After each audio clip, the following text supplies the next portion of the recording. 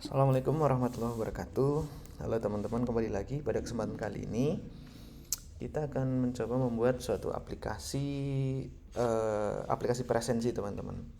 Nah, di sini aplikasi presensinya ini kita akan mencoba input datanya atau set presensinya itu dari aplikasi mobile, kemudian kita simpan ke dalam server seperti itu melalui suatu backend API. Nah, di sini saya sudah buatkan untuk backend API-nya seperti itu. Saya menggunakan Laravel. Di sini teman-teman bisa cloning atau bisa download aplikasinya di GitHub saya seperti itu.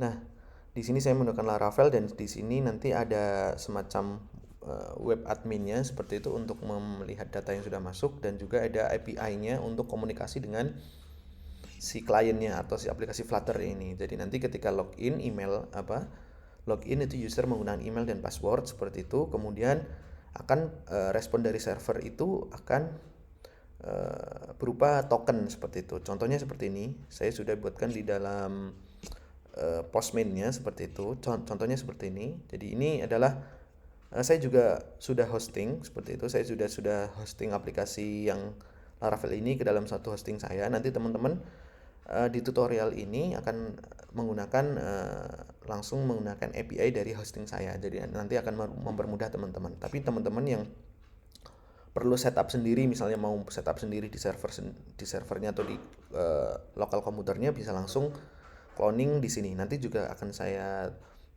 contohkan juga tutorial untuk cara menginstall aplikasi backend-nya, presensi backend ini di komputer teman-teman seperti itu. Nanti akan ada video tutorialnya. Nah, untuk saat ini yang API ini akan berubah seperti ini teman-teman. Jadi di sini sudah ada beberapa user itu yang sudah saya buat. Di sini misal pegawai A gitu ya, emailnya pegawai A, kemudian passwordnya password seperti itu.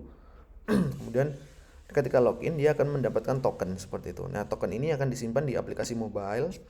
Token ini akan disimpan di aplikasi mobile untuk komunikasi meminta data dari server. Jadi contohnya di halaman homepage ini. Di halaman homepage ini adalah banyak informasi seperti info presensi hari ini atau riwayat presensi. Nah, ini adalah data-data yang disimpan di server seperti itu. Data-data yang disimpan di server.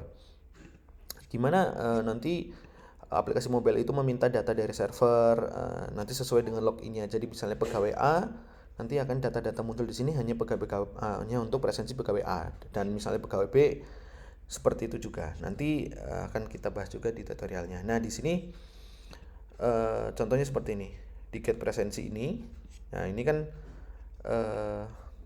ini ya cara menggunakannya. Nanti saya juga sertakan file Postman ini di GitHub-nya.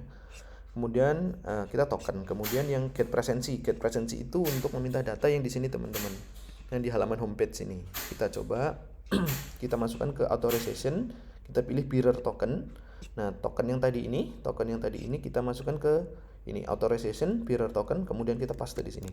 Nah, ketika kita send nanti akan mendapatkan list-list dari presensinya. Ini kan presensinya Sabtu 20 Agustus, masuknya 0315, kemudian 0321 seperti itu. Nah, ini data-data ini akan dikonsumsi oleh aplikasi mobile.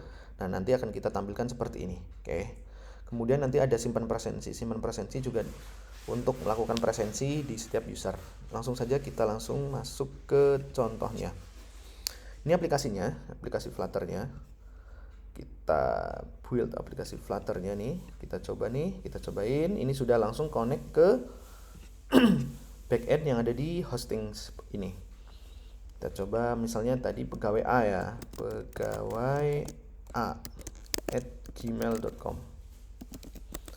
Kemudian password. Kita login. Nah, ini akan menampilkan data-data. Jadi data-data yang ini nih berupa data JSON seperti ini, kita sudah bisa tampilkan dalam bentuk aplikasi mobile seperti itu.